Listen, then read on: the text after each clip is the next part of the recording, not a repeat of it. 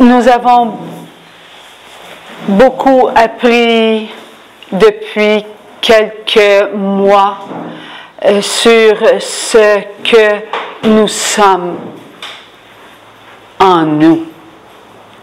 Nous avons appris avec nos yeux à l'extérieur, notre écoute à l'extérieur, nos paroles par l'extérieur, nos actions et ce que nous ressentons face à l'extérieur depuis notre naissance, qui on était, ce qu'on était capable d'accomplir, ce qui était un trop pour nous. Nous avons tout appris cela et cela a débuté dès notre naissance. Dès notre naissance, nous avons appris ne fais pas ceci, ne fais pas cela, tu peux aller là, tu ne peux pas aller là. Nous l'avons appris. Mais depuis quelques mois, nous apprenons pourquoi nous ressentons tel sentiment alors que nous ne le voulons pas. Pourquoi notre regard est porté à juger? Pourquoi notre écoute s'ouvre à ce qui n'est pas bon et on le réalise et pourtant on écoute quand même.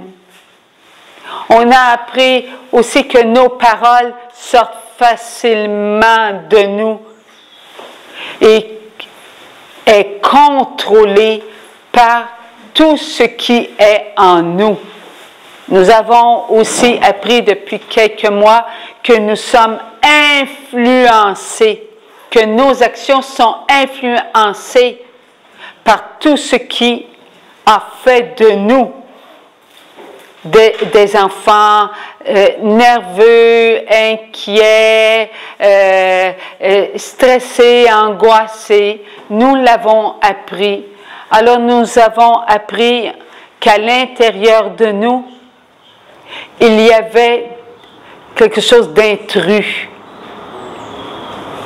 quelque chose qui a entré en nous sans qu'on le veuille, quelque chose qui nous contrôle et que nous ne le réalisons pas. Nous sommes comme prisonniers à cause de tout ce qui nous est inconnu.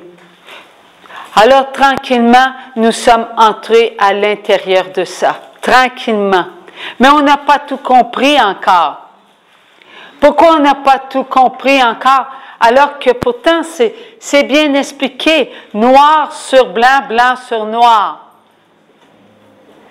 Et c'est qu'à l'intérieur de nous, il y a beaucoup de poussière.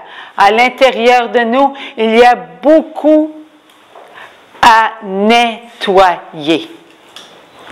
Alors, on va avoir besoin des uns et des autres pour réaliser que cela est pour notre bien. Nous sommes l'amour et pourtant nous vivons dans des craintes. Nous sommes l'amour et nous n'arrêtons pas d'avoir peur. Nous sommes l'amour et nous vivons comme des êtres étrangers face à qui nous sommes. Alors, oui, nous aurons besoin à faire machine arrière, à avancer contre-courant. Alors, avancer contre-courant, c'est à avancer contre nos frères et nos sœurs, nos enfants. Jésus, lorsqu'il est venu sur la terre, il a dit, « Je serai une source de division. » Mère contre fille, fils contre père, je serai une source de division. Et c'est ce que Jésus est en train de nous montrer en ces temps, non pour nous amener vers la souffrance, mais pour arrêter cette souffrance dans notre vie. Lorsque nous aurons compris qu'il faut arrêter cette souffrance à partir de nous-mêmes, nous aiderons les autres, à entrer dans cette parole d'amour. Je suis celui qui est. Je viens vous apporter l'amour. Heureux ceux qui pleurent. Heureux ceux qui souffrent. Heureux ceux qui sont calomniés. Ces paroles étaient pour qui? Étaient pour nous. Alors des larmes, on va en déverser. Merci Seigneur. Mais ce sera des larmes de joie. Ce sera des larmes d'amour parce que nous aurons compris pourquoi l'on pleure. Pourquoi on se laisse calomnier? Pourquoi on est divisé? Ce ne sera pas contre nous, ce sera pour nous. Nous avons souffert depuis plusieurs années. Avant, l'Église était ensemble. Au tout début, lorsque Jésus a bâti son Église, il l'a bâti avec sa force, avec une unité. Il l'a bâti avec 12 personnes. Une d'entre elles a été une souffrance pour l'Église. Mais il n'a pas éloigné cette personne. Il ne l'a pas éloignée. Il a même demandé à ses apôtres de l'aimer. Il a demandé à ses apôtres de surveiller, non pas pour, il va faire mal, de surveiller à ce qu'il ne s'éloigne pas du groupe. Il prenait soin de celui qui était pour le trahir. Il l'aimait et il demandait aux autres d'aimer celui qui était pour le trahir. Jésus est l'amour et Jésus n'est pas contre lui. Judas était de sa chair incréée. À partir de la chair de Jésus, Judas fut comme nous fûmes. Il y a eu un moment de création pour tous les enfants de Dieu, un seul moment. Et Judas en faisait partie comme nos ennemis, qu'on dit être des ennemis. Mais depuis quelques mois, nous apprenons et nous sommes heureux et heureuses d'apprendre qu'il n'y a qu'un ennemi, c'est le mal. Qu'un ennemi, le mal. Les esprits impurs. Avant que Satan se nomme Satan, il se nommait Lucifer, Lucibel. Ces acolytes, les démons, s'appelaient avant les anges purs, des esprits créés à l'image de l'esprit. Et qui est l'esprit? C'est Dieu. Alors, ils sont les enfants de Dieu. Et Dieu, avant de les créer, est-ce que vous croyez que Dieu ignorait qu'il était pour les renier Dieu, refuser Dieu? Dieu le savait. Et il les a créés pareils. Dieu crée avec l'amour. Et l'amour n'est pas contre Dieu. Donc, il ne pouvait pas couper son amour. Je crée les esprits purs, tels Saint-Michel, son armée, Gabriel, Raphaël, les trônes, les séraphins, tous tous ces anges-là, il dit, Lucifer et sa troupe, je les connais. Moi, je ne les veux pas. Mais non, Dieu les aime tous. Il voulait qu'ils voient Dieu visible. Il le voulait pour perfectionner encore plus les esprits. Parce qu'ils ne le savaient pas, ils ne connaissaient pas la matière visible. Alors, il voulait leur donner encore plus d'amour, plus de puissance. Voilà pourquoi il se montra visible aux anges. Et lorsqu'il se montra visible aux anges, tout ce qui devait être visible se montra. L'instant où Dieu se montra, Dieu n'eut qu'à penser et tout fut. Nous fûmes après l'instant où il se présenta devant ses anges purs. Mais cet instant, c'est un instant éternel. C'est comme nous. Lorsque nous avons appris que Dieu créa tout ce qui... Il créa la lumière, il fit la lumière, il créa les planètes, il créa tout ce qui était jour et nuit, il créa la terre, il sépara les eaux de la terre et les oiseaux, tout ce qui volait, tout ce qui marchait, rampait. Alors, on dit ça 1 jour, 2 jours, 3 jours, 4, 5, 6, et il se reposa. Eh bien, c'est dans quel moment présent en Dieu cela fut créé? Lorsque le soleil et la lune furent créés? Non. Avant.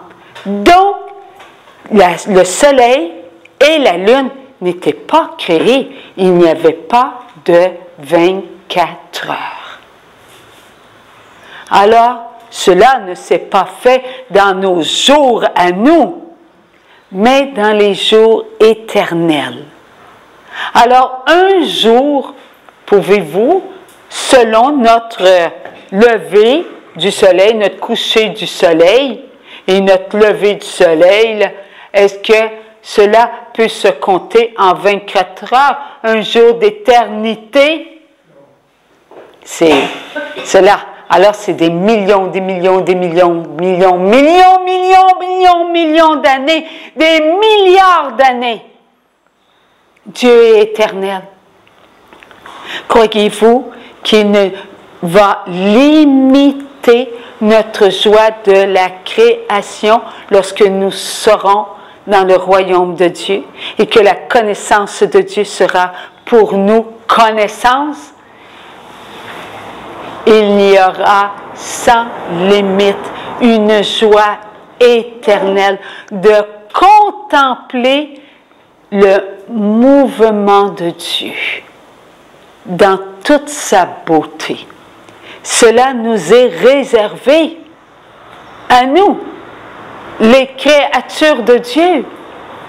D'une journée à l'autre, cela sera une joie, et d'une journée à l'autre, dans l'éternité, cela ne s'achèvera pas. Savez-vous pourquoi cela ne s'achèvera pas? Parce que la création de tout ce qui est visible sera dans son mouvement éternel. Donc, d'une journée à une autre, tout ce qui est créé dans l'éternité ne s'achèvera jamais. Donc, éternellement, d'une journée à l'autre, nous le savourerons dans notre éternité qui ne s'achèvera jamais. Telle une autre journée, telle une autre, sans fin, nous contemplerons et nous adorerons le Créateur. Nous, on dit, on va s'ennuyer au ciel, on va prier, c'est tout ce qu'on va faire. Non, cela est d'une saveur éternelle, un délice éternel. Nous ici, bon, j'ai un plafond, j'ai un plancher, j'ai un mur, j'ai un autre mur. Je vais sortir, je vais aller me promener, je m'arrête. Je vais-tu rejoindre le bout de la mer? Oui, je vais faire le bout de la mer. Oui, voilà notre vie à nous. On est limité à cause de notre création. Notre création, une belle création. En Jésus parfaite, mais lorsque nous venons sur la terre, notre création est avec un amour conditionnel. Et non seulement notre amour est conditionnel, mais il a ses mesures. Ma mesure, je suis incapable de comprendre ma mesure conditionnelle. Parce que je me limite. Je me limite par mon ignorance. La connaissance du mal nous a amenés dans l'ignorance de notre éternité. Nous connaissions toutes ces choses avant que nous venions sur la terre. Car nous étions en Jésus. Où on était en Jésus? Est-ce qu'on était là? On était en Jésus. Nous étions dans l'amour. Tous. Adam, Ève, grand-maman Sainte-Anne, Joachim. Il y avait Jean-Baptiste, Saint-Pierre, oh Maman Marie. Il y avait les disciples, Marie-Madeleine. Oh, il y avait Pierre, Jean, Matthieu.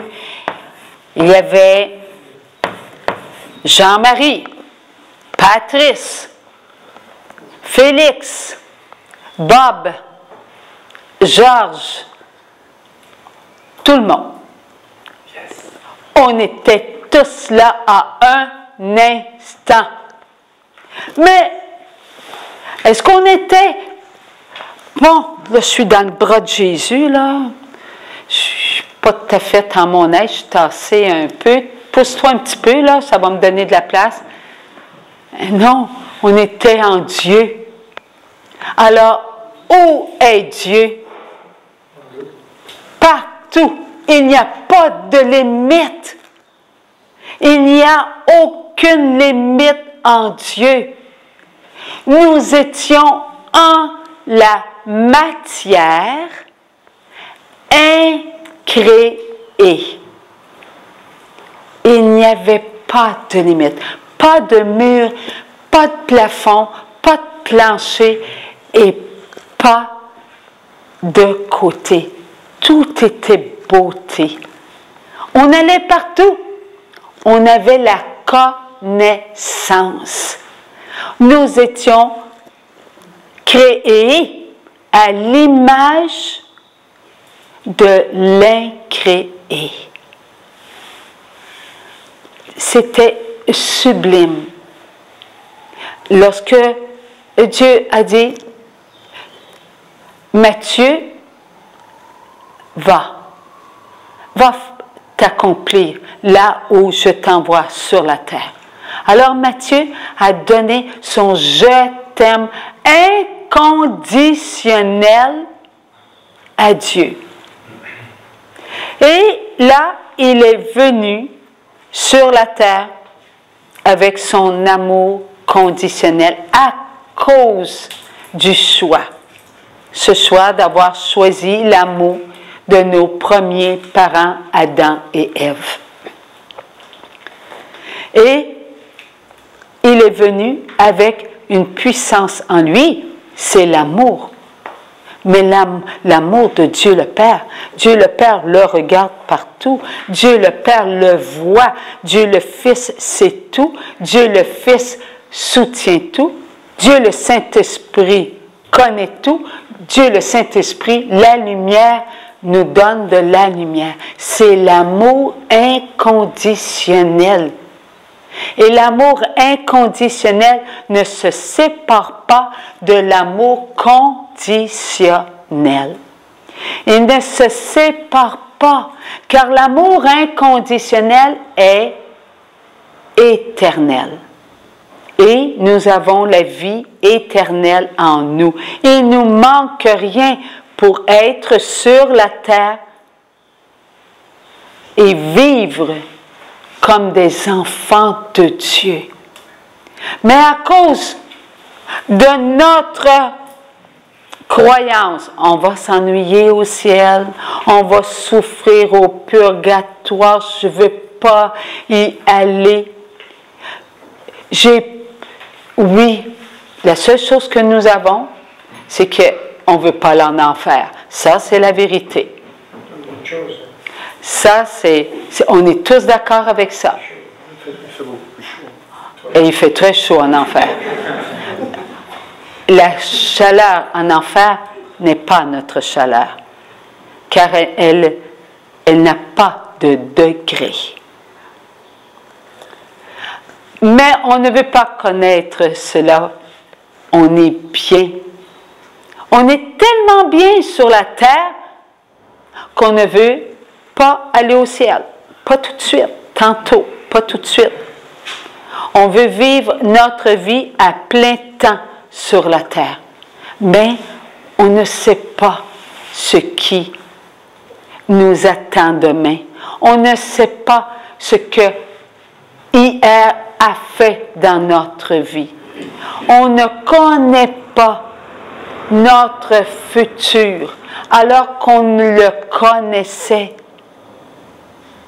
Nous sommes prisonniers en nous-mêmes.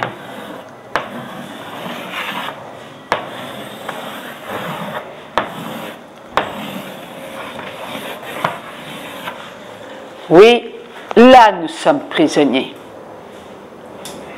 Nous avons nos pensées, nos regards, nos écoutes,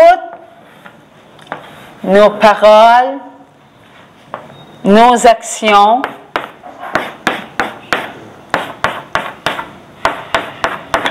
et nos sentiments.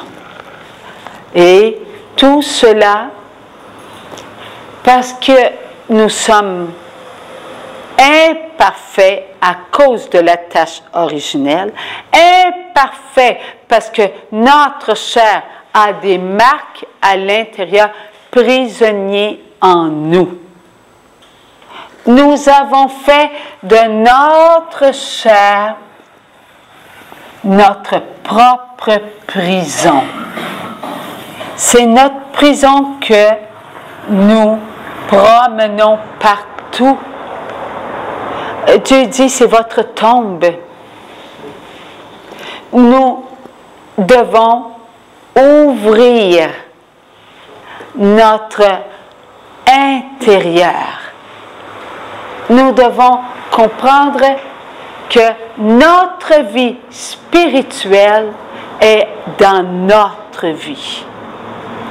Nous nous occupons de notre morale.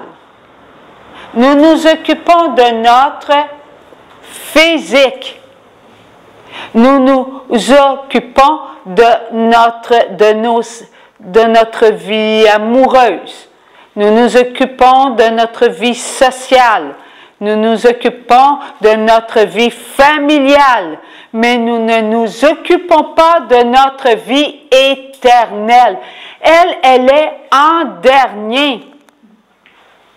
La vie éternelle égale ma mort sur la terre pour que j'aille devant mon jugement.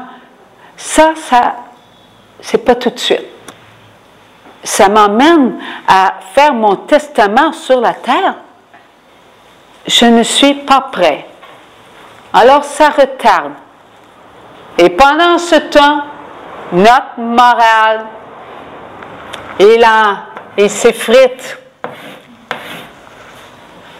Pendant ce temps, notre côté, notre vie affective, notre vie sociale,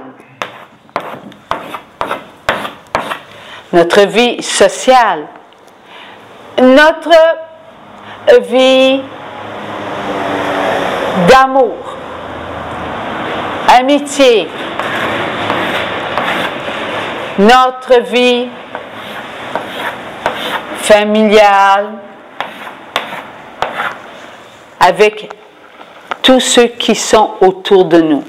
Mari, épouse, enfants, petits-enfants, frères, sœurs, maman, papa, mon oncle, tante, neveu, nièce. C'est important. On s'en occupe, nous. On sait quoi faire.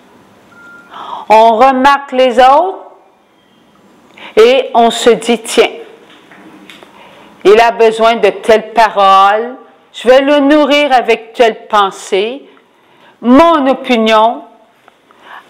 On bascule notre vie à l'extérieur. Tout ce qui est en nous, on le bascule à l'extérieur, parce que c'est à partir de nous là que l'on fait cela. Ce n'est pas à partir de l'extérieur, c'est à partir de nous. Je bascule mon intérieur à l'extérieur. Et ce qui est dans ma vie, j'en prends soin. Afin que ma vie soit intéressante sur la terre, afin que ma vie soit une vie qui est heureuse. Mais avec le temps, notre vie devient creuse, notre vie devient solitaire, notre vie devient calculatrice. On a de la difficulté à comprendre les autres. Nous avons de la difficulté à accepter même notre mère qui vieillit. On a de la difficulté à accepter que papa ne travaille plus comme il travaillait. Nous avons de la difficulté à regarder nos enfants sortir de la maison et prendre son envol pour former sa propre famille. Alors que cela est tout à fait normal. Pourquoi? Parce que depuis que nous sommes petits, un peu plus grands, nous avons appris avec l'esprit de ce monde qu'il fallait contrôler, qu'avec l'esprit de ce monde, il fallait se maintenir, nous, à l'extérieur, comme tous les autres. La masse. Il fallait suivre la masse. Si on ne suit pas la masse, on dérive. On n'est plus à sa place.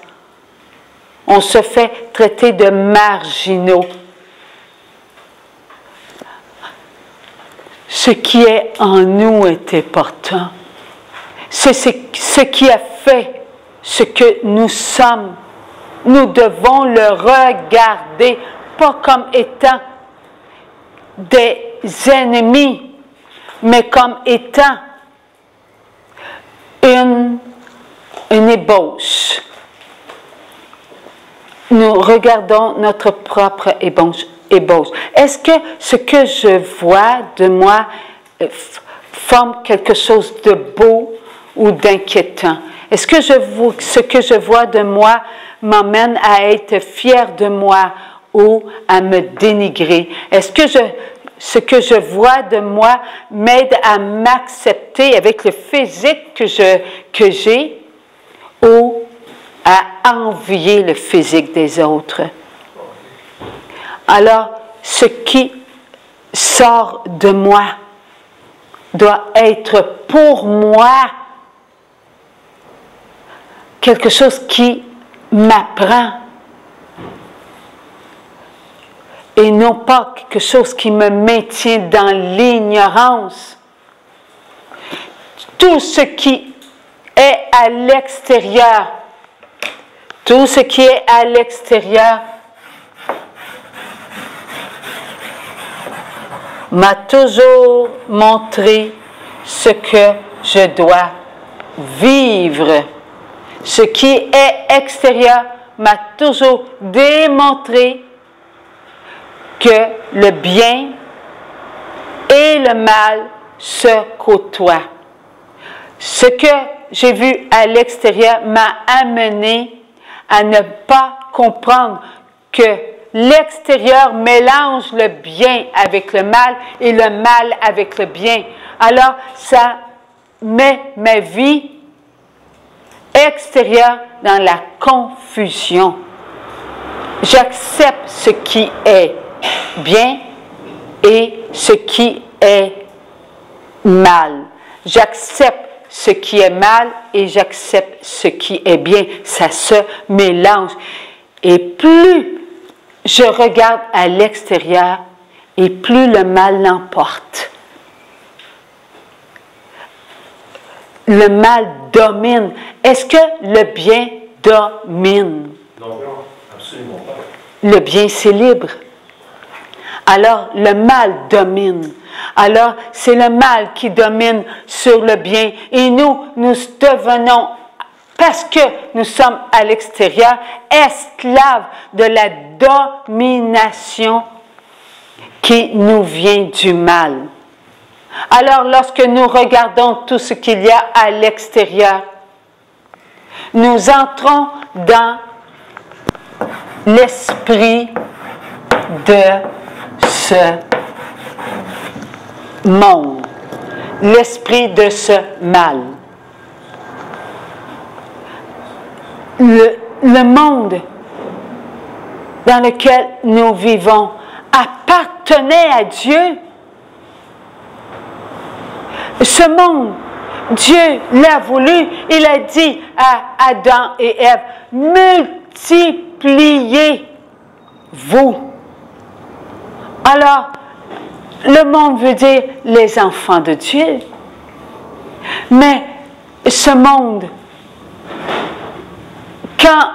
qu'a-t-il fait de qui il est? Il s'est laissé dominer par la connaissance du mal. En allant goûter à ce qui est mal, le mal a pris de l'ampleur et l'esprit de ce monde est devenu sous le pouvoir du mal. Voilà notre ennemi. L'ennemi est tout autour de nous et nous ne le voyons pas. Nous disons à nos enfants, « Maman, t'arrêtes pas d'attribuer tout aux démons, à Satan, à tout ça. Arrête. C'est nous qui faisons le mal. » Eh bien, il a raison. Parce que c'est nous qui avons accepté ce qui venait de Satan, ce qui venait des tentateurs. Mais nous avons fait de notre vie une vie esclave, esclave du mal. Alors nous sommes devenus à l'image du mal, l'esprit de ce monde. Nous sommes devenus à l'image de ce que nous ne voulions pas être, de ce que le Seigneur ne voulait pas pour nous. Lorsque Ève a été vers la connaissance du mal, elle ne voulait pas être le mal.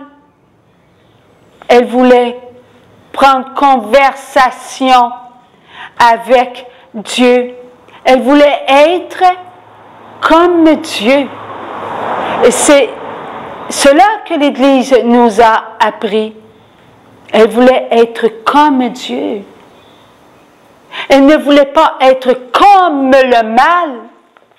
Elle a été trompée.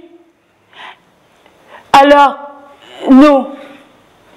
nous avons été trompés continuellement, nous avons été trompés. Nous étions des enfants simples avant, car en Dieu, nous étions humbles, nous étions doux, nous avions la joie, on était des êtres de paix, mais nous sommes devenus des êtres contraires à nous-mêmes. On est coléreux, on se défend. Ça, c'est la première chose que l'on fait. On se défend. On se défend contre qui? Contre ceux qui nous agressent. Et ceux qui nous agressent viennent agresser quoi? Ce qui est déjà en nous. Si on veut se défendre, c'est qu'il y a quelque chose à défendre. Et qu'est-ce qu'il y a? Qu'est-ce qu'il y a qu'il faut qu'on défende?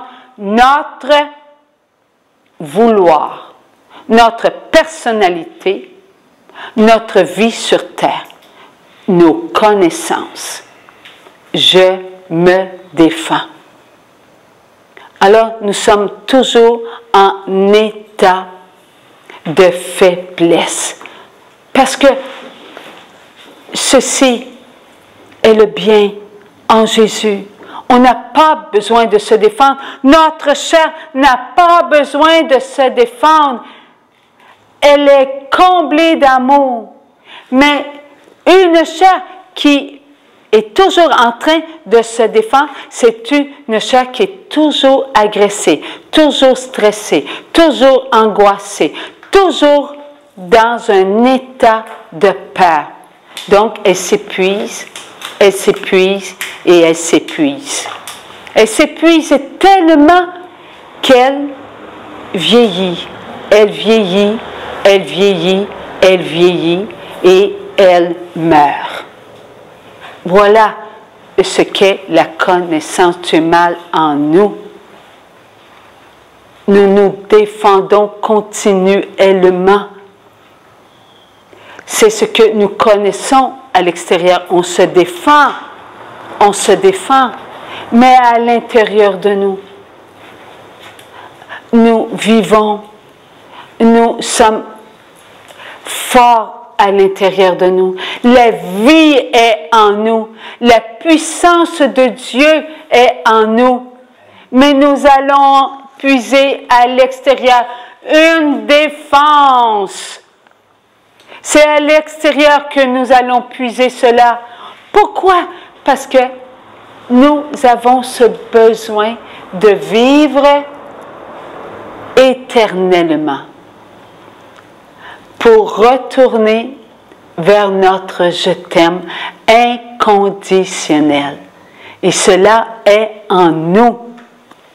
Nous avons besoin de sentir notre vie. Mais là, sur la terre, avec la connaissance du mal, on défend notre vie. On défend notre vie que nous connaissons. La vie sur terre. On veut vivre. Nous avons des devoirs à faire. J'ai ma religion. J'ai ma famille. J'ai mon gouvernement. J'ai mon pays. J'ai ma paroisse. J'ai mon diocèse. Je dois défendre ma religion. En tant que disciple de Jésus, je dois défendre la religion catholique. Je dois défendre... Avec quoi défendons-nous notre religion catholique? Avec nos poings fermés? Avec l'amour, évidemment. Alors, nous sommes devenus aveugles sur ce que nous sommes. Jésus est l'amour. Est-ce qu'il a eu besoin, notre Jésus d'amour, de fermer ses poings? Est-ce qu'il a eu besoin de se montrer autoritaire avec une arme? Il a fui Jésus. Donc il a eu besoin des apôtres et des disciples. Lorsque Jésus, notre Jésus d'amour, il a fait des miracles. Et lorsque tout le monde voyait ce qu'il faisait, C'est notre délivreur. Alors Jésus sentait qu'il voulait le nommer roi. Un roi avec une armure, un roi avec une épée, un roi avec une fermeté, je punis. Alors Jésus partait et il s'éloignait. Il s'éloignait, et savez-vous pourquoi il s'éloignait? Pour aller prier son Père. Il priait son Père de leur accorder les grâces pour que leur âme puisse comprendre ce que Jésus, le Sauveur, était. L'amour. L'amour inconditionnel. L'amour qui n'a pas besoin de paroles inutiles. L'amour qui n'a pas besoin de pensées qui amènent au mensonge. L'amour n'a pas besoin de regard calculateur. L'amour n'a pas besoin d'écoute qui entre et qui sort tout de suite. L'amour n'a pas besoin d'action qui ne s'enracine pas. L'amour n'a pas besoin de sentiments qui sèchent. L'amour vient de Dieu le Père. L'amour est éternel. L'amour est puissant. L'amour ne se limite pas. L'amour est en lui. L'amour se donne, se reçoit, encore se donne et se reçoit continuellement. Il n'y a rien de plus puissant que l'amour.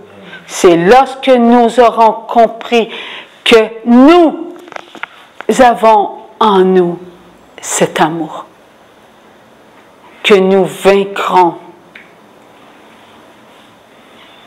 le mal, l'esprit de ce monde. C'est l'esprit de ce monde qui a divisé l'Église. Et qui est l'Église? Jésus. C'est l'Église. Il n'y a pas deux églises. Il n'y a qu'une Église, mais il y a plusieurs religions. Oui, il y en a plusieurs, mais il n'y a qu'une Église. Jésus. Est-ce que Jésus va mettre de côté les religions? Nous sommes catholiques, orthodoxes, protestants, bouddhistes. Nous sommes musulmans. Et on peut se servir des deux mains. Hein? Est-ce que Jésus a dit ce que ta main droite connaît, est-ce que ta main gauche l'ignore? Nous sommes un corps. L'Église de Jésus, il n'y a qu'une tête, il n'y en a pas deux. Il n'y a qu'une tête. Mais si dans la religion, il y en a qui ne savent pas qu'ils ont une tête, est-ce qu'il faut les ignorer? Il faut les prendre par la main? Ils ne savent même pas qu'il y a une puissance plus grande que toutes les religions. Ils ne savent pas que Jésus les regarde, que Dieu le Père, Dieu le Saint-Esprit les regarde partout où ils sont et qu'il étend sa puissance d'amour, qu'il étend sa miséricorde, qu'il étend sa lumière, pas nous, mais sa lumière. Et Dieu a dit, je vais vous montrer qui vous êtes. Je vais me servir de vous-même. Je vais vous apprendre à marcher. Je vais vous guérir, vous qui êtes aveugles. Je vais vous guérir, vous qui êtes paralysés. paralytiques, je vais vous guérir, vous qui ne savez pas que vous avez en vous l'amour. Vous étiez morts et je vous ai ressuscité. Tous les miracles de Jésus, et ils sont incalculables, c'est chacun de nous. Aveugles, nous le sommes. Sourds, muets, paralytiques, possédés. Nous étions morts lorsque Jésus a ressuscité. La fille de Jaïr, eh bien, il l'a fait. Et est-ce qu'il a ressuscité l'âme? L'âme est éternelle. Elle ne meurt pas. Mais la chair, lorsque la petite fille, on a cru qu'elle était morte, qu'est-ce qu'il a ressuscité? Sa chair. Et il a dit, lève-toi. Et il a dit, donnez-lui à manger. Est-ce qu'elle avait besoin que son âme reçoive à manger? Sa chair. Et nous, avons-nous besoin de cette nourriture? Nous savons que Jésus est l'amour. Nous avons l'amour en nous. Nous qui savons que Jésus est la tête de l'Église. Nous savons que Jésus a ressuscité. Nous savons que Jésus a pardonné aux bons larrons et aussi aux mauvais larrons. Jésus a accompli l'œuvre de son Père.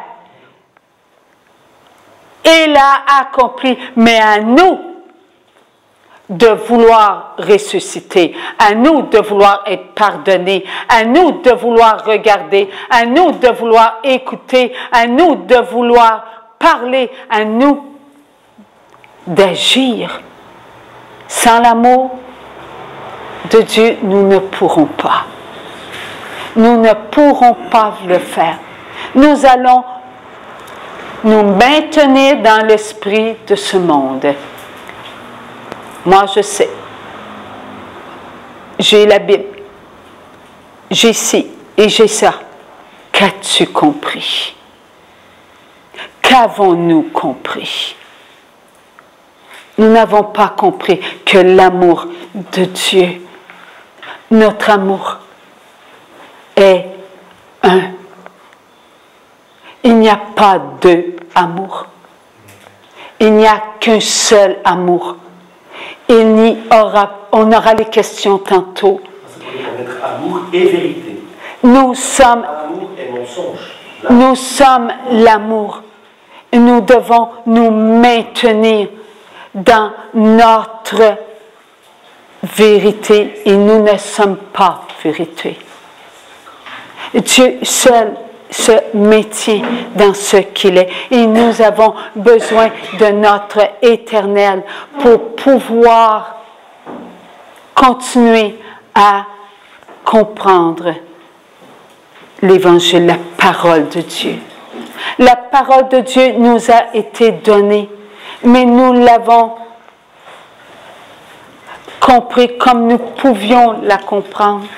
Croyez-vous que le Saint-Esprit n'a pas révélé toutes ces choses aux apôtres? Eux ont compris. Eux ont été capables d'avancer. Eux se sont maintenus ensemble. Et ils ont fait l'Église. Ils ont compris que là où allait le Saint-Esprit, là était la volonté de Dieu. Lorsqu'il y a parmi nous des enfants qui font leur propre religion, alors qu'il y a la présence du Saint-Esprit, que faisons-nous? Nous leur faisons la guerre. nous nous maintenons contre le Saint-Esprit. Alors qu'on dit, c'est le Saint-Esprit est sur eux, nous n'avons rien à dire, c'est la volonté de Dieu. Mais nous jugeons, nous condamnons la volonté de Dieu. Et Dieu nous dit d'aimer.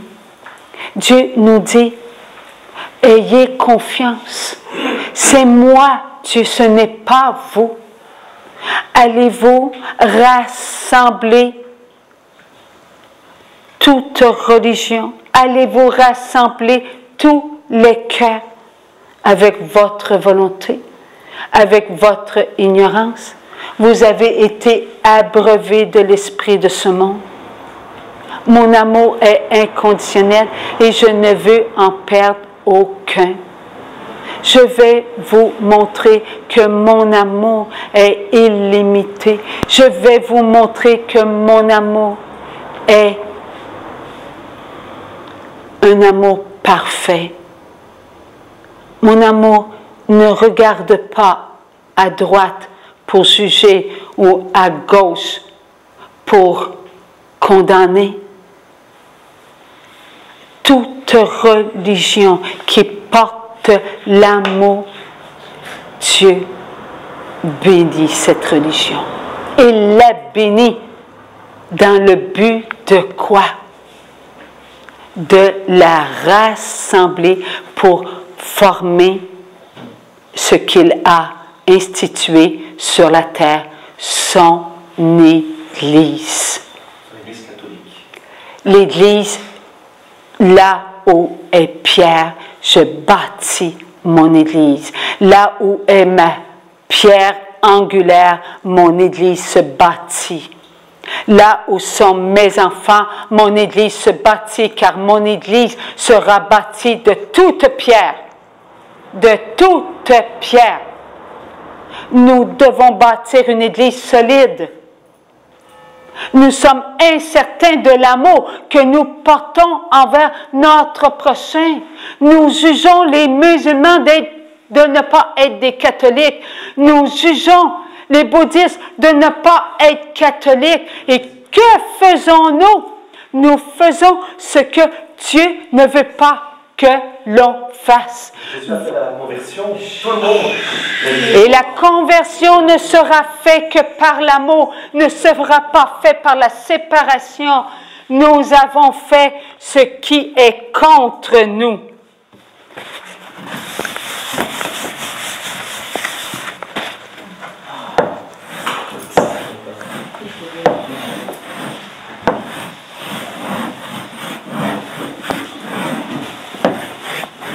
Voilà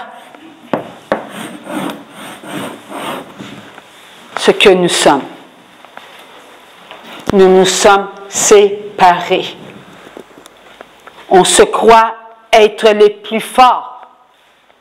Et on se fait la guerre. On divise. Toi, tu n'es pas de ma religion. Alors qu'il n'y a qu'une pierre angulaire. Et voilà la pierre angulaire. Jésus. Il a dit, détruisez le temple et en 3 jours je le rebâtirai. Et qu'avons-nous fait? Nous avons détruit l'Église de Jésus. Nous, en 2015, nous ne faisons pas ce que Jésus a bâti en 3 jours. Jésus, en 3 jours, a bâti l'Église. En 3 jours, il a fait de nous l'Église en 3 jours. Et après l'acte parfait de notre Jésus d'amour, nous nous sommes séparés. Encore et encore. Qu'avons-nous compris de l'acte de vie de notre Jésus d'amour?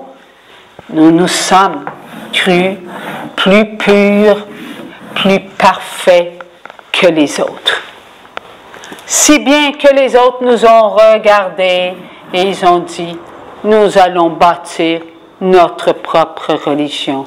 Si bien que ce qui est du début n'a pas servi à nous amener vers Dieu. Si bien qu'il y a des divisions même dans notre propre religion catholique. Nous nous plaignons que les groupes de prière parlent des uns et des autres. Nous nous plaignons que les paroisses ne sont pas comme une telle ou comme une telle autre. Nous jugeons notre propre Église. On condamne le pape. On condamne les cardinaux, les prêtres. On condamne les diacres et on condamne les laïcs. Voilà sur quoi nous avons bâti notre foi. Alors que Jésus a bâti l'Église. Elle est là, elle est bâtie, elle ne fait qu'une. Tout est à l'intérieur, car tout est accompli. L'acte de vie de notre Jésus est-il imparfait? Il est parfait.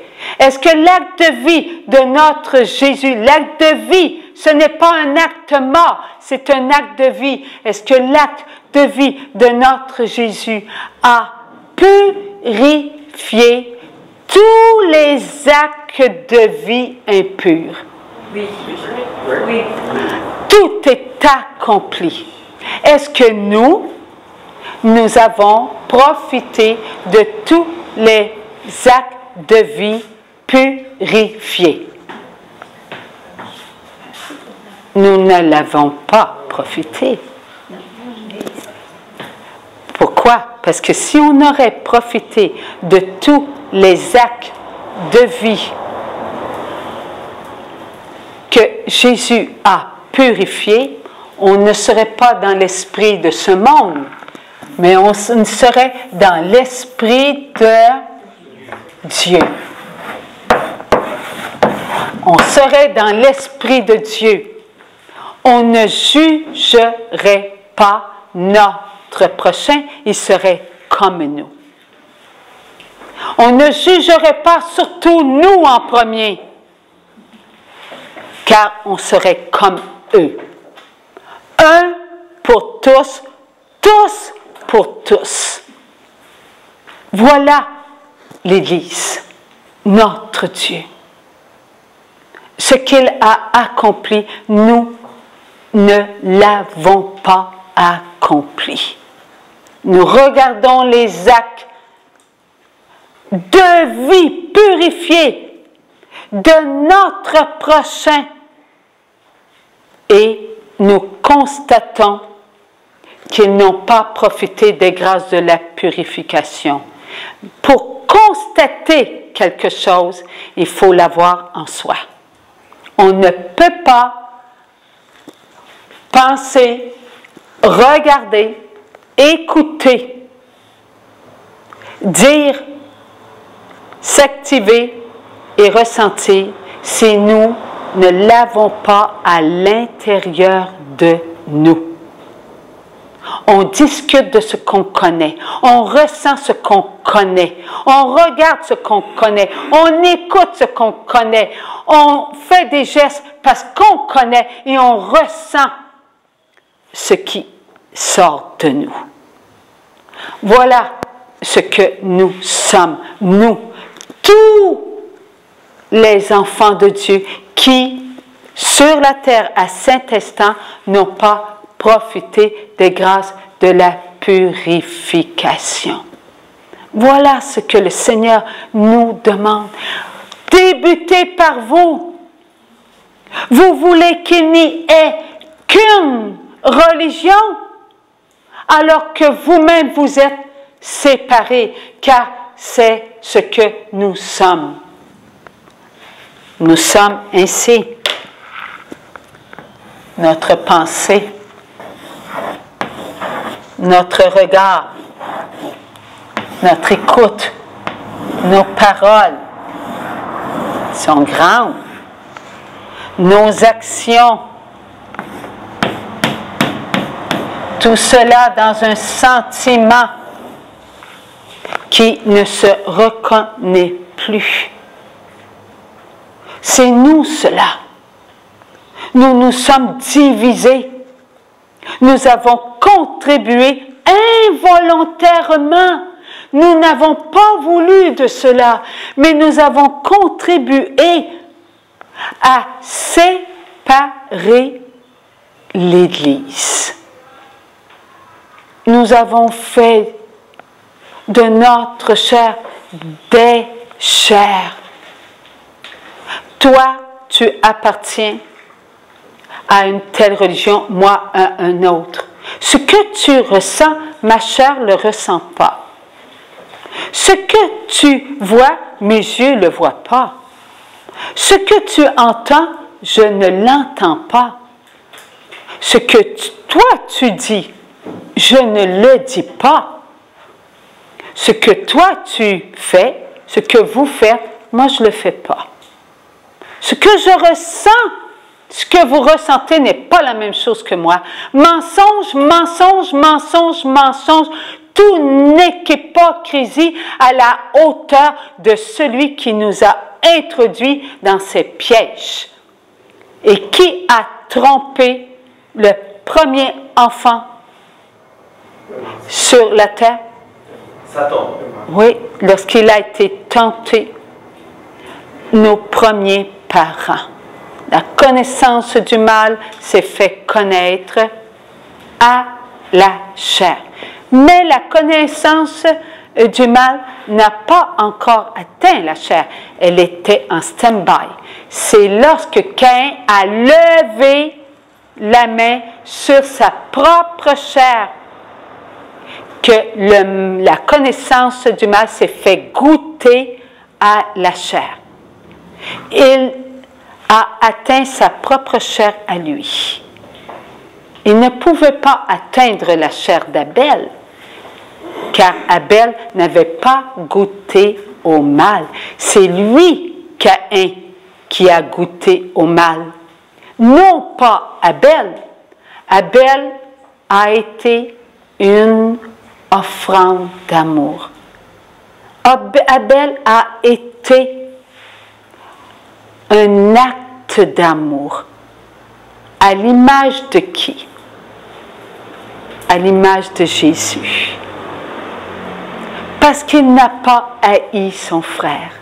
Parce qu'il n'a pas jugé son frère. Parce qu'il n'a pas regardé son frère avec la haine. Parce qu'il n'a pas écouté les paroles de violence avec ce qu'il n'était pas. Il n'a pas écouté la violence parce qu'il n'était pas la violence. Il n'était pas le mal. Il avait la connaissance du mal, mais il n'y avait jamais goûté. Mais Caïn, oui. À l'instant où il ouvrait tout cela, lorsqu'il a levé la main sur Abel, il a levé la main sur sa propre chair. Une chair. Nous l'avons vu. Nous allons enlever le petit mouvement d'amour pour entrer le mouvement de l'amour. Voilà Adam. Et Dieu prit quoi d'Adam? Et il forma Ève. Et la même chair qui rencontra la même chair, pas deux chairs, fit quoi? Fit ce que Dieu voulait. Multiplication. Donc, la même chair. Caïn avait la même chair que Adam. Donc, il a levé la main sur qui? Sur lui-même. Alors, lorsque nous pensons, regardons, écoutons, disons, parlons, et que cela n'est pas de l'amour du Père, du Fils et du Saint-Esprit, cela est contre qui? Contre toute chair. Contre toute chair. La chair, il n'y a pas rien qui me dise que je suis catholique romaine. Rien. C'est la même chair. La même chair. Voilà ce que nous avons en nous. Nous avons tous la même chair. Nous avons tous le même amour. Il n'y a pas deux amours, il n'y a qu'un amour, et c'est l'amour de Dieu le Père, Dieu le Fils, Dieu le Saint-Esprit. Il n'y a pas deux regards, il n'y a qu'un regard, et c'est le regard de Dieu. Il n'y a pas plusieurs écoutes, il n'y a qu'une écoute, et c'est l'écoute de Dieu. Une parole, et c'est la parole de Dieu.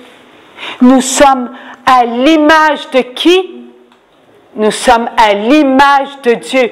Donc, lorsque nous utilisons des paroles contre un tel ou un tel, nous utilisons les paroles de qui? De ce que nous sommes devenus à cause de la connaissance du mal que notre chair a goûté. Et cela est en nous depuis Caïn. Depuis Caïn. Alors Dieu est venu sur la terre et il a pris tous nos actes de vie pour que nous puissions entrer dans ces grâces de purification et n'avoir qu'un esprit. L'esprit de Dieu.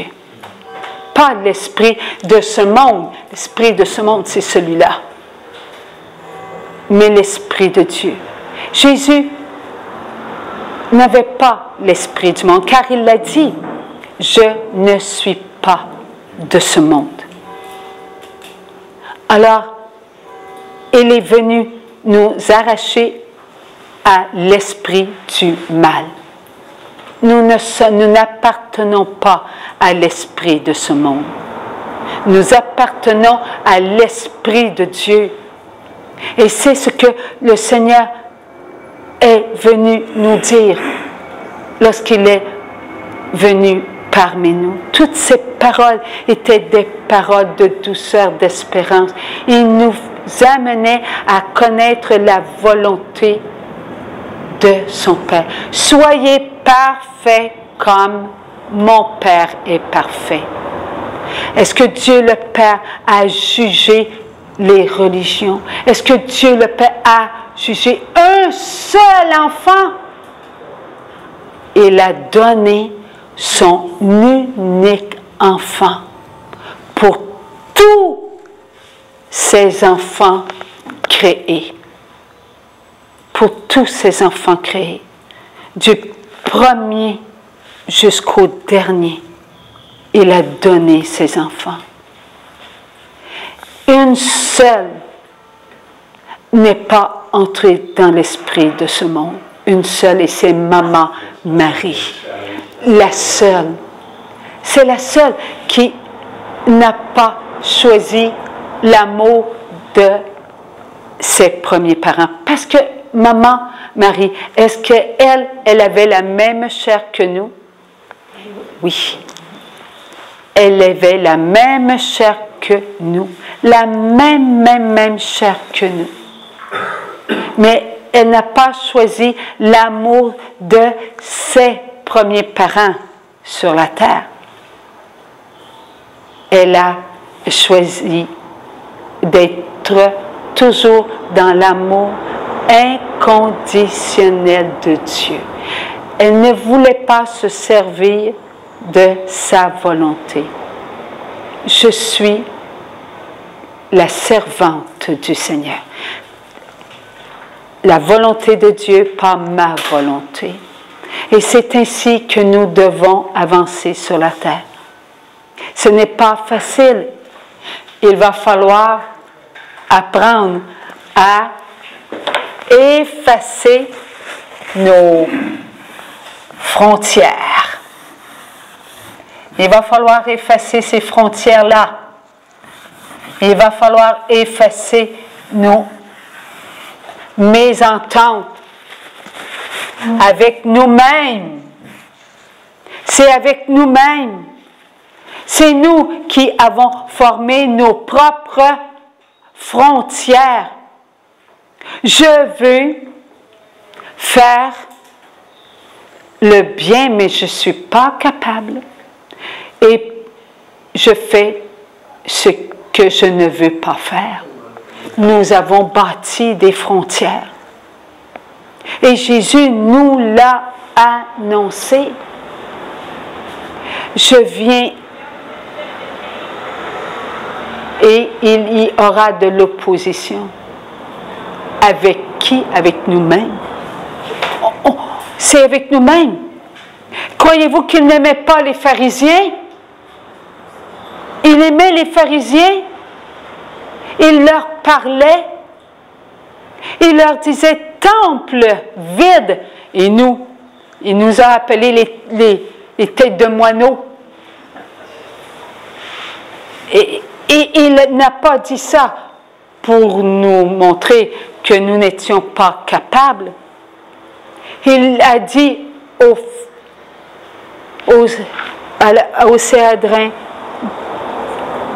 vous enseignez aux autres, mais vous n'êtes pas capables de faire ce que vous dites. Et ce n'est pas nous, ça. Alors, est-ce que Jésus les aimait? Il les aimait, tout comme il nous aime. Il n'a pas enseigné aux autres et pas à eux. Où a-t-il enseigné? Au centre même de l'Église, au centre même de la loi d'amour. Les lois, il vivait que de lois. Alors il a enseigné en plein centre. Il ne s'est pas caché. Il s'est montré ouvertement comme étant la parole. Lorsqu'il a dit « la parole s'accomplit », on a voulu faire quoi de lui? On a voulu le tuer, le précipiter au bas de la falaise. Et Dieu, Jésus, ce n'était pas son temps. Il y avait encore de quoi dire à son Église qu'il fondait. Il la fondait avec sa vie, avec ses paroles. La pensée de Dieu est l'Église. Le regard de Dieu est l'Église. L'écoute de Dieu est l'Église, la parole, l'action et l'amour. Voilà ce que nous sommes. Nous sommes en Jésus. Il est la tête et nous sommes les membres. Il y a les membres actifs. Ces membres actifs, c'est le pape jusqu'au diacre. Ça, ce sont des membres actifs. Mais à l'intérieur de ces membres actifs, est-ce qu'il y a un homme?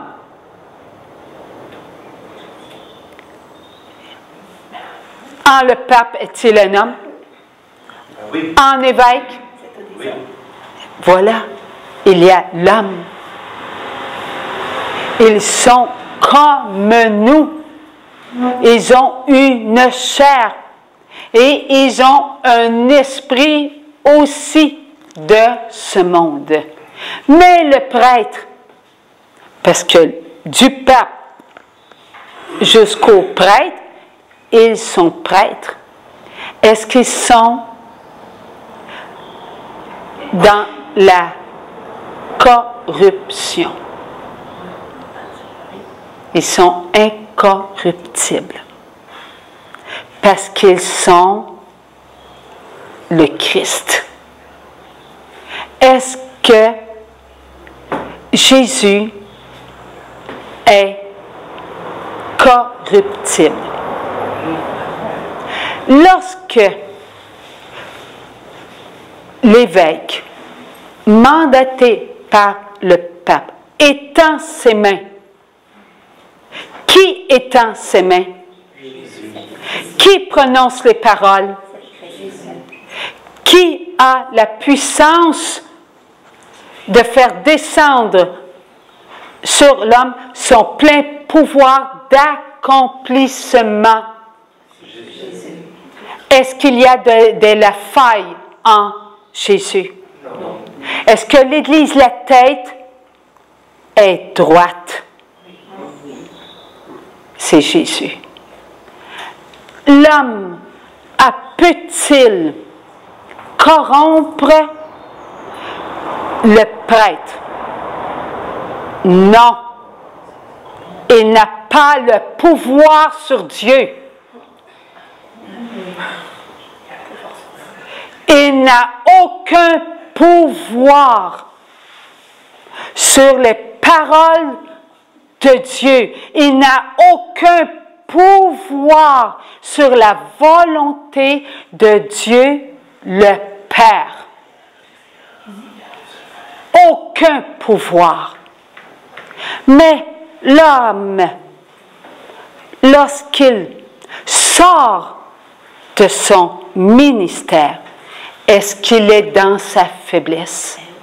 Oui. Il est dans sa faiblesse. Nous devons nous soutenir et prier pour l'homme. Nous avons besoin du prêtre qu'il est. Le prêtre est incorruptible. Mais l'homme, oui. L'homme peut nous amener vers des jugements. Satan peut-il se servir de l'homme contre ce qu'il est? Oui. Satan peut se servir de l'homme pour nous tromper afin que nous croyions que le prêtre est corruptible. Oui, il peut. Savez-vous comment? En se servant de ce qui est en nous, parce que l'homme qui est homme a les mêmes marques que nous. Les mêmes marques que nous. Depuis Caïn, la chair a frappé sa chair.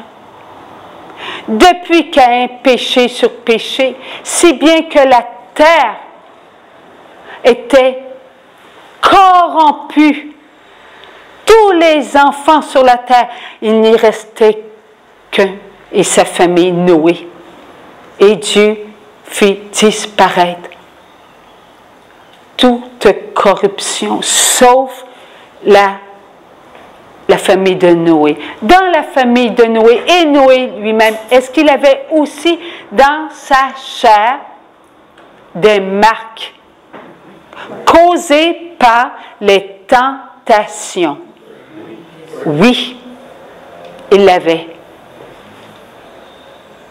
Et les enfants de Noé aussi, ils avaient cela. Voilà pourquoi cela s'est répandu encore sur la terre. La tour de Babel. Ce peuple, le peuple de Dieu, sauvé par Dieu, s'est séparé à nouveau. Et les marques ont-ils disparu dans notre chair? Non. Nous avons encore ces marques, car ces marques sont causées par le venin qui entre en notre chair lorsque nous disons oui à un tentateur. Le tentateur ne rentre pas chez nous, mais nous acceptons le venin. Nous acceptons le venin et cela se poursuit toujours et toujours. Alors, l'homme qui a accepté d'être prêtre, peut-il contaminer le pouvoir de Dieu? A-t-il le pouvoir, lui, qui a le pouvoir du mal, sans le vouloir en lui, contaminer le pouvoir de Dieu? Il ne peut pas. Est-ce que Satan serait plus puissant que Jésus? Non. Satan n'est pas plus puissant que Jésus. Alors, un prêtre qui est homosexuel, un prêtre qui est dans la drogue, un prêtre qui fait en dehors des messes noires. N'oubliez pas, qui fait cela? Est-ce que c'est l'homme ou le prêtre? C'est l'homme. Ne nous trompons pas, c'est l'homme. Ce n'est pas le prêtre, car Dieu ne peut donner son plein pouvoir au prêtre qui se croit être dans son droit. Si l'homme veut se donner à Satan, le prêtre qui appartient à Dieu, le sacerdoce est à Dieu, il n'est pas à l'homme, il est à Dieu. Car qui donne les paroles lorsqu'il y a consécration? Est-ce que c'est l'homme ou Dieu? C'est Dieu qui donne les paroles. Il ne peut être autrement. Car Jésus, lorsqu'il était à la dernière scène, qui a prononcé les paroles? C'est lui-même. Est-ce que ces paroles seraient maintenant sous le pouvoir des apôtres, des autres, et jusqu'à aujourd'hui, et que ça s'effrite avec le temps? Les paroles qui viennent de Dieu sont-elles éternelles? Elles sont éternelles. Les paroles qui viennent de Dieu sont-elles puissantes? Les paroles qui viennent de Dieu ont-elles la puissance de la vie éternelle? Et qui est la vie éternelle? Dieu lui-même. Et c'est qui vient lorsque les paroles sont prononcées par le prêtre qui lui a reçu le pouvoir de Dieu et non pas des hommes? C'est Dieu. C'est Dieu. Donc, il n'y a pas à reconnaître que cela est faillible. C'est infaillible. Mais l'homme qui, aussitôt qu'il est en dehors de son ministère, il est homme. Mais lorsqu'il entre à la confesse, il doit être dans son ministère. Car s'il n'entre pas dans son ministère, c'est l'homme. Alors nous qui allons à la confesse, est-ce que nous allons voir l'homme ou nous allons voir Dieu? Est-ce que le sacrement de la confession a le pouvoir de nous amener au pied de la croix? lorsqu'on y croit. Oui. Ce pouvoir, il est incontestable. Mais c'est nous, avec nos blessures, nous ressentons que nous ne sommes pas au pied de la croix. Mon Jésus d'amour, je t'ouvre mon cœur, je t'ouvre mes pensées, je t'ouvre mon regard, mes paroles, mes écoutes, mes actions. Je suis à tes pieds, je suis ton esclave d'amour. Si on ne ressent pas ça, il y a danger que l'homme et qui nous sommes se rencontrent. Voilà ce que nous devons faire. Lorsque nous entrons, il faut se laisser envelopper de la puissance du Saint-Esprit. Et c'est le Saint-Esprit qui nous amène vers ce sacrement. C'est le Saint-Esprit qui nous montre que nous sommes sous le pouvoir de la Pentecôte. Nous entrons dans les connaissances du bien. Si nous n'entrons pas dans la connaissance du bien, nous allons mélanger quoi? Le bien avec le mal avec le bien. Et nous n'oserons même pas dire que j'ai triché mon épouse, que j'ai couché avec mon voisin. On va camoufler. Au bout d'une heure, on ne l'aura même pas dit. On va l'avoir emmené un peu partout. On va savoir, tiens, tourner en rond, puis on tourne en rond et on tourne en rond. C'est quoi ton péché? Pourquoi tu es ici? Bien, ok, je reviendrai. Alors, voilà. Voyez-vous, on a besoin d'entrer dans ce sacrement avec la Pentecôte. Nous devons être comme des tout petits enfants pour ne pas cacher rien. Combien d'entre nous avons dit « J'ai jugé le prêtre lorsqu'il a levé l'hostie juste à la hauteur de sa bouffe. » Pourquoi il ne la lève pas plus haute? Qui? Hein? Une fois. Et j'ai demandé pardon à chaque fois. Alléluia! Mais s'il la lève tout là, qui sommes-nous? Et voilà, on n'ose même pas dire que nous offensons les prêtres. Nous offensons qui? Jésus lui-même. Parce qu'aucun prêtre ne peut être en dehors de qui? Du prêtre, du grand prêtre, du divin prêtre. Aucun. Mais Dieu a-t-il choisi sur la terre des hommes faibles? Pierre, qu'a-t-il fait? Pierre, sur cette pierre, je bâtirai mon église. Et qu'a fait Pierre? 3 fois. Est-ce que c'est Pierre qui l'a nié ou le premier pape?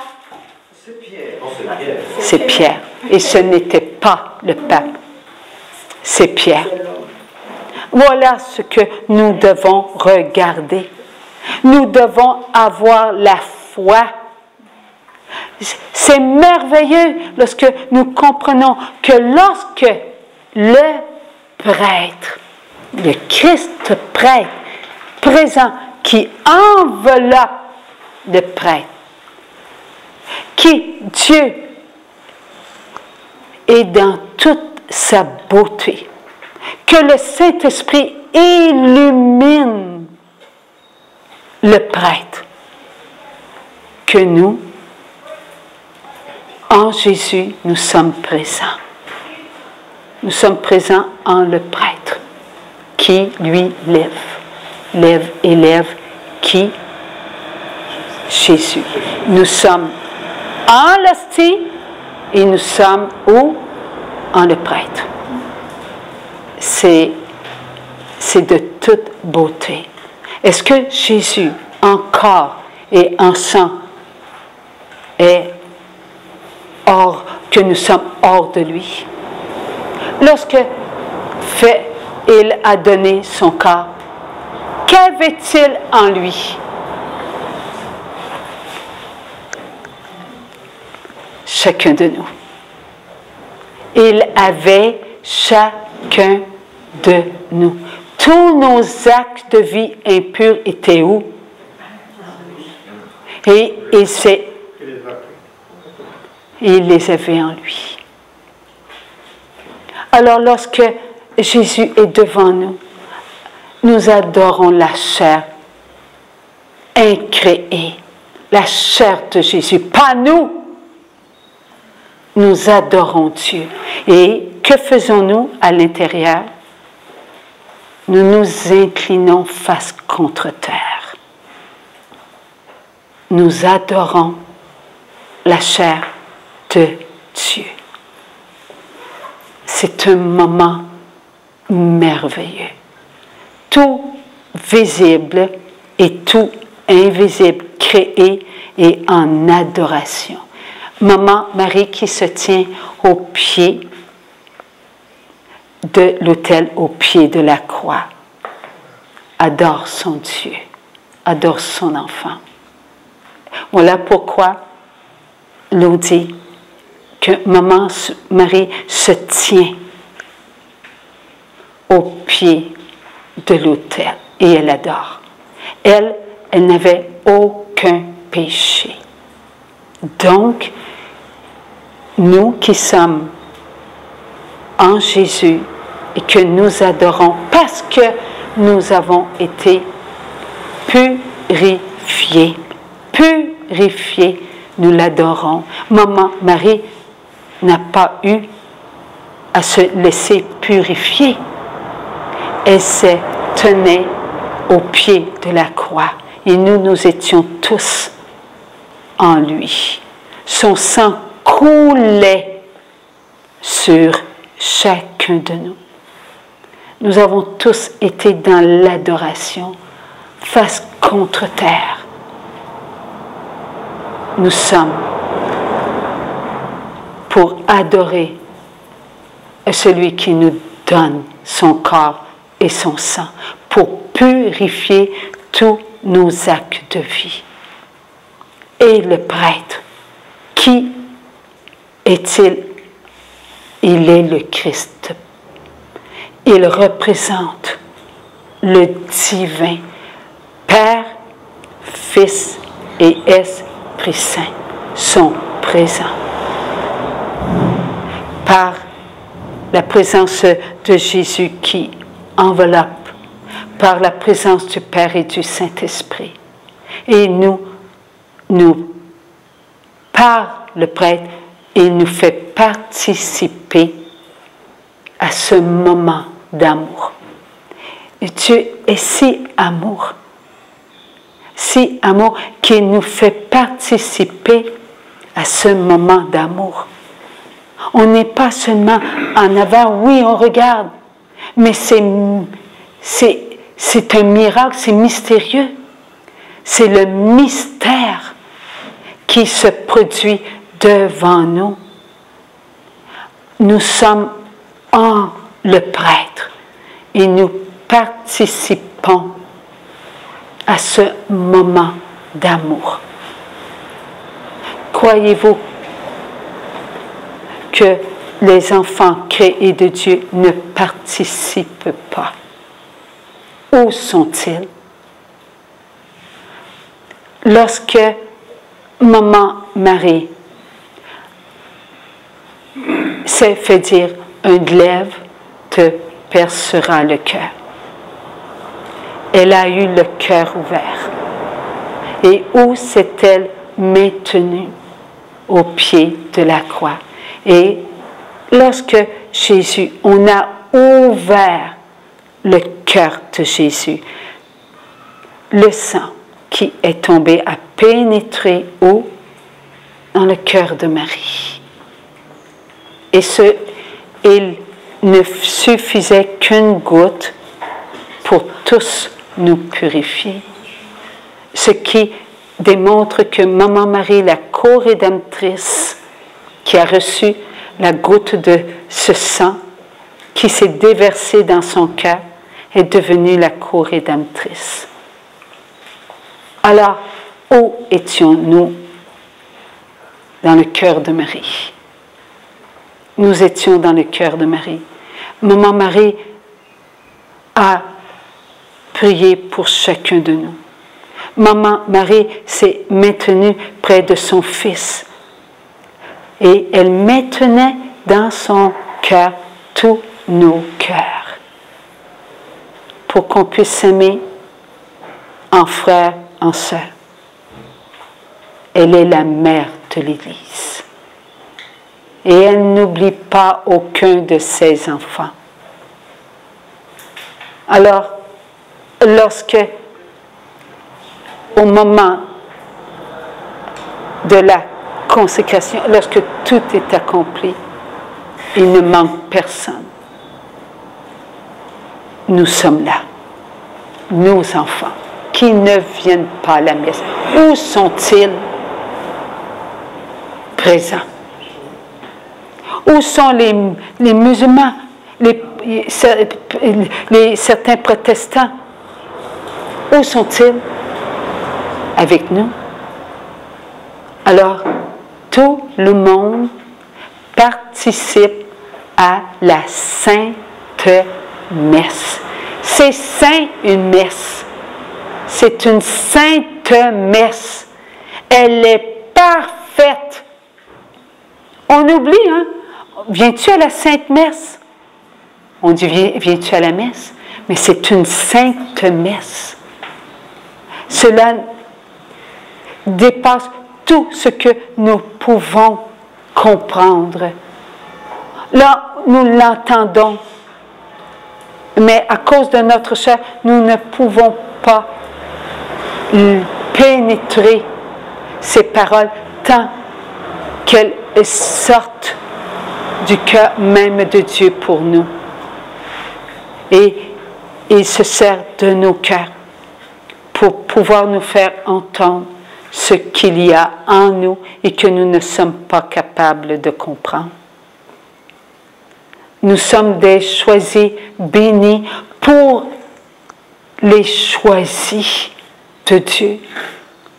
Nous ne sommes pas meilleurs que les autres. Le Seigneur a dit, vous êtes les pires de la planète. Nous sommes les pires de la planète. Parce qu'il a dit, combien d'entre vous avez lu ou entendu ma parole? L'avez-vous compris? Qu'avez-vous fait de ma parole? Combien d'entre vous avez eu connaissance que Maman Marie apparaît de par le monde et qu'elle a demandé, priez, priez, priez. Aimez-vous en frères et en sœurs. Combien on est plusieurs? Combien d'entre nous ont eu connaissance d'un message qui nous vient du ciel? Combien? Et pourtant, nous faisons exactement la même chose que tous ceux qui sont dans l'esprit de ce monde. Nous jugeons,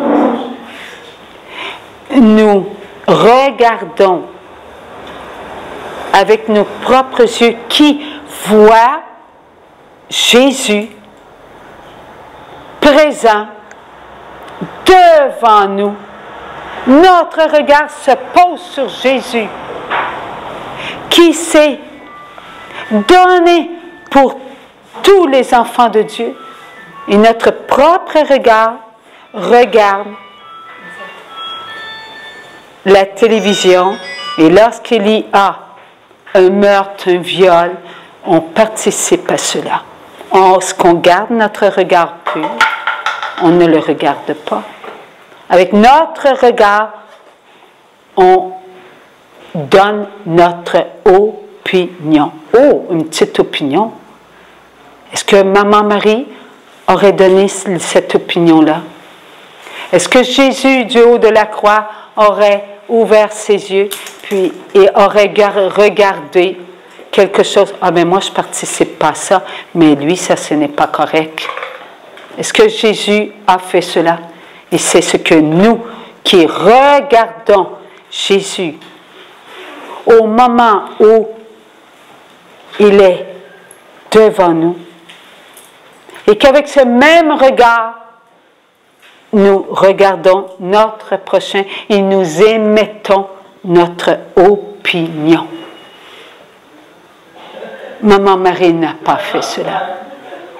Elle savait tout ce qui était dans notre cœur. Elle le savait car elle avait la connaissance. Et elle n'a pas dénigré aucun enfant. Elle a regardé son fils lorsqu'il est tombé avec la croix. Et Jésus se construit un monde nouveau. Et sa mère l'a regardé. Oui, mon fils. Oui, mon fils. Car elle l'a suivi jusqu'au calvaire sans accuser personne. Sans dire, c'est mon fils, vous n'avez pas à le suivre. Moi, je vais le faire. Non. Elle priait pour tous ceux qui frappaient son fils, calomniaient son fils. Et qui l'a calomnié? Oui, elle a prié pour eux. Et elle a avancé. Et nous devons être comme Maman Marie.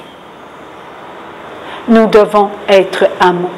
Et c'est avec l'amour que nous aurons découvert à travers nos grâces de la purification qu'un monde d'amour se construit. Un monde d'amour se construit.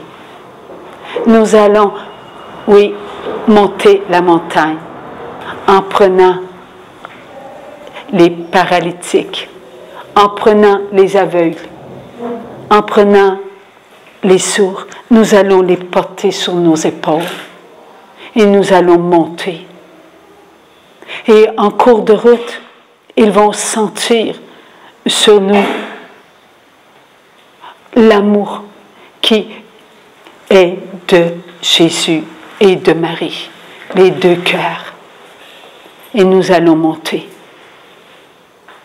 Et lorsque nous ressentirons qu'ils ont reçu guérison et libération à cause que nous aurons appris à nous aimer, à cause que nous aurons appris à profiter des grâces de la purification, ils reprendront leur force. Puis eux aussi vont faire comme nous. Ils vont porter eux aussi des enfants qui ne croient pas en Dieu, qui font des actes immondes contre les enfants de Dieu. Eh bien, eux, comme nous, on va monter ensemble. Nous ferons comme Simon a fait. Nous prendrons leur croix. Car Jésus s'est chargé de notre croix. Et nous monterons ensemble. Lorsque leur croix sera moins lourde, lorsqu'ils ne sentiront plus leur faiblesse, mais sentir la grâce de la purification, ils prendront les croix des autres. Alors nous serons ensemble et nous monterons. Et là, nous goûterons à notre victoire. Nous sommes ensemble dans une église vivante. Ne faisons pas de notre église une église morte. Notre église est vivante. Cessons d'avoir des pensées, un tel est comme ci, un tel est comme ça. Je vais le convertir. Pour qui tu es, toi? Tu vas le convertir avec tes regards qui jugent, avec tes pensées qui sont embrouillées, avec tes écoutes qui sont sourds à l'amour de Dieu. C'est Jésus qui a tout accompli. Tout est accompli, mais avançons avec le cœur de Jésus et le cœur de Marie. Regardons ce que nous avons fait. Apprenons à profiter des grâces de la purification. Tout est accompli. Nous sortirons de nous gratuitement des paroles. Nous sortirons de nous gratuitement des regards. Nous serons plongés dans la vérité. Nous serons sur le chemin de Dieu. Nous vivrons notre vie éternelle. La vie éternelle qui est de Dieu. Il n'y a pas deux vérités, il n'y a pas deux chemins, il n'y a pas deux vies éternelles. Il y a celle de Dieu qui nous a été donnée. Dieu nous a mérité le droit de nous ouvrir à notre prochain avec amour et non pas avec ce que nous avons compris. Qu'avons-nous compris? Nous avons compris que nous étions les meilleurs que les autres. Eh bien,